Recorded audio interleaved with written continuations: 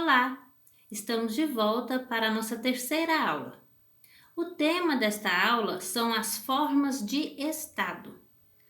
Todo Estado é organizado a partir de uma determinada forma.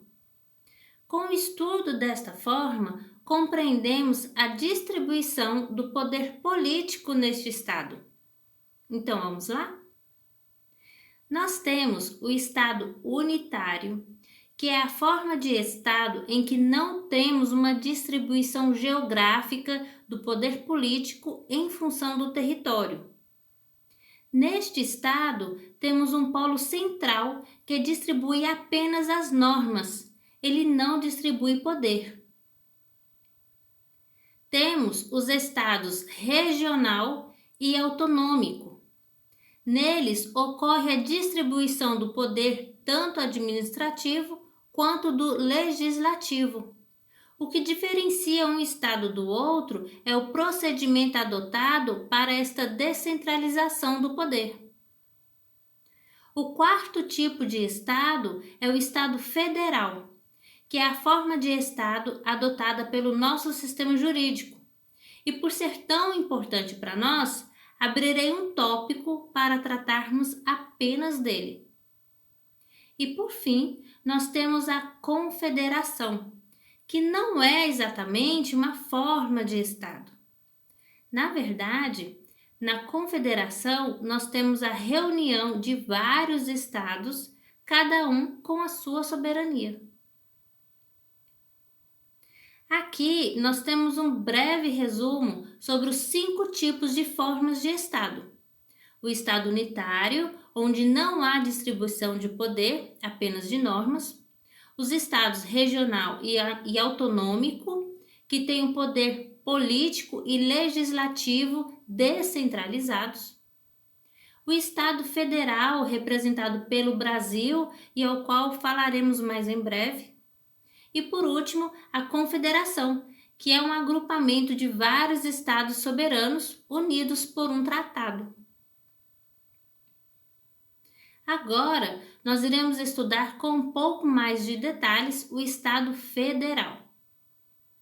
De acordo com Fernandes, o Estado Federal é aquela forma de Estado em que há distribuição geográfica do poder político em função do território, na qual um ente é dotado de soberania e os outros entes de autonomia.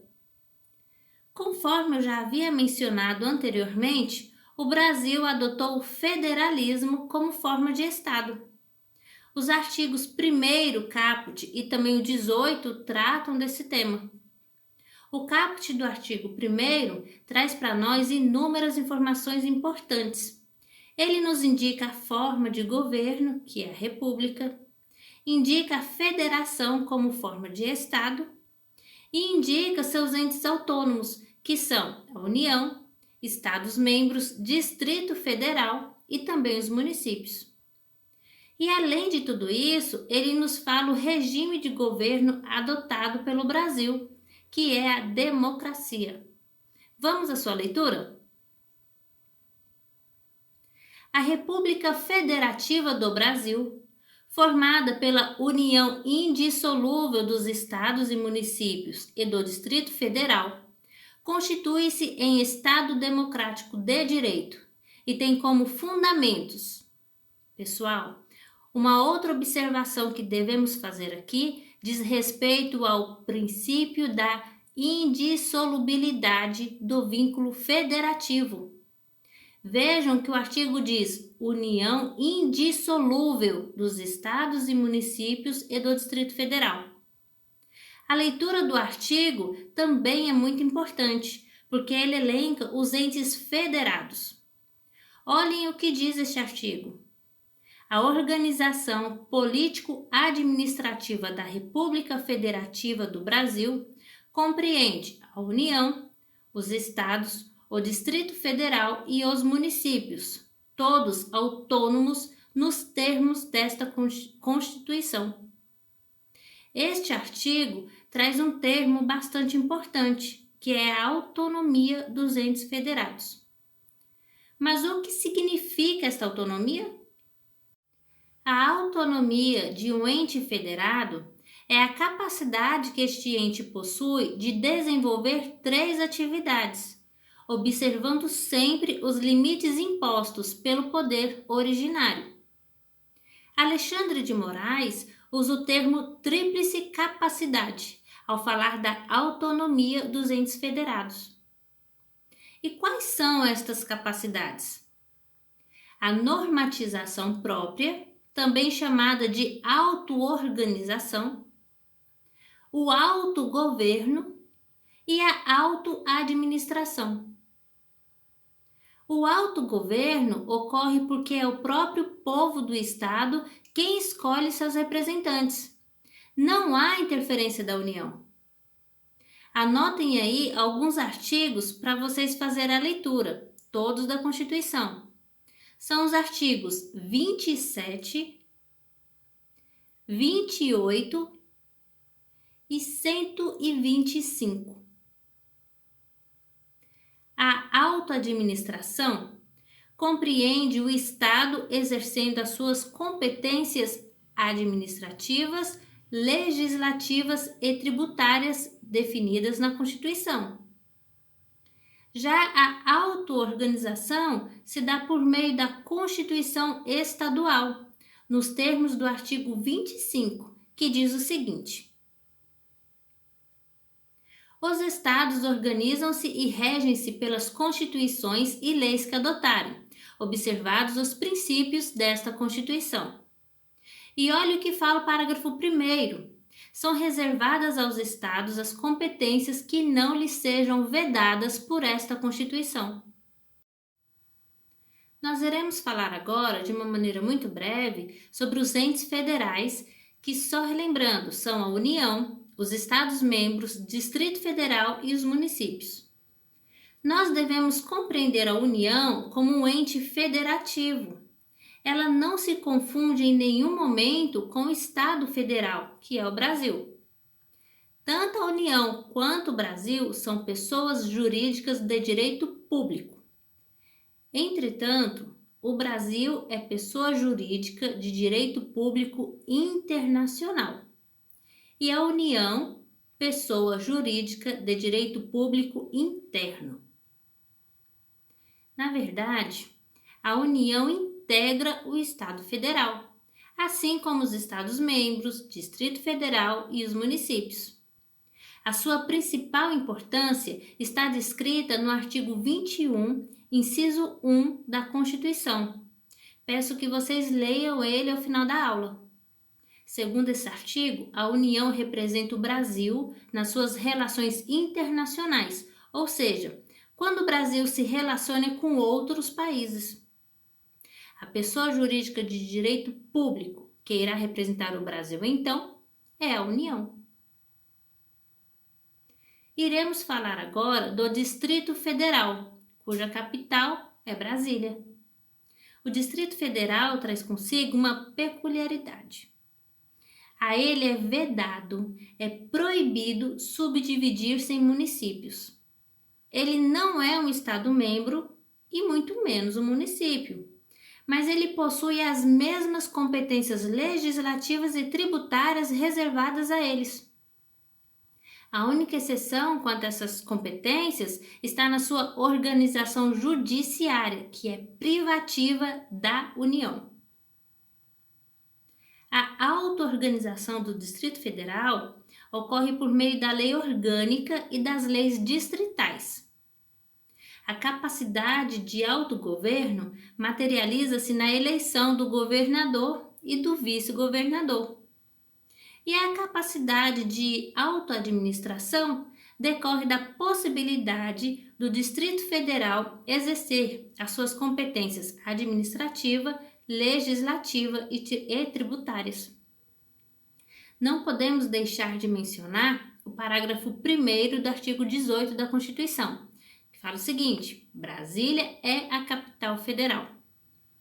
Como consequência, ela abriga a sede do Executivo Federal e também do governo distrital.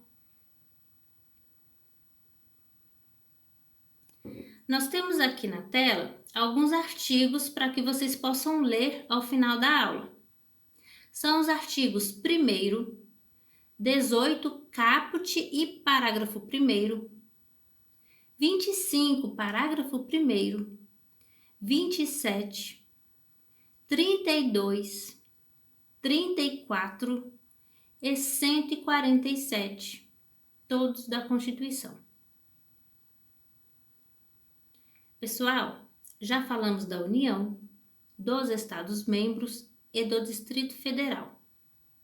Passaremos agora a tecer breves comentários a respeito dos municípios. A organização político-administrativa do município está descrita em alguns artigos da Constituição. Eu gostaria que vocês anotassem os artigos para uma posterior leitura. São os artigos 1º, 18, 29, 30 e 34, inciso 7, a linha C. A auto-organização municipal ocorre através da Lei Orgânica do Município e também da edição de outras leis municipais. O autogoverno se dá mediante a eleição direta do prefeito e do vice-prefeito e também dos vereadores, sem qualquer interferência do governo estadual ou federal. E a autoadministração se materializa quando o município exerce as suas competências administrativas, tributárias e legislativas. Antes de finalizar, não posso deixar de falar dos territórios. Vamos ver o que diz o parágrafo 2º do artigo 18 da Constituição.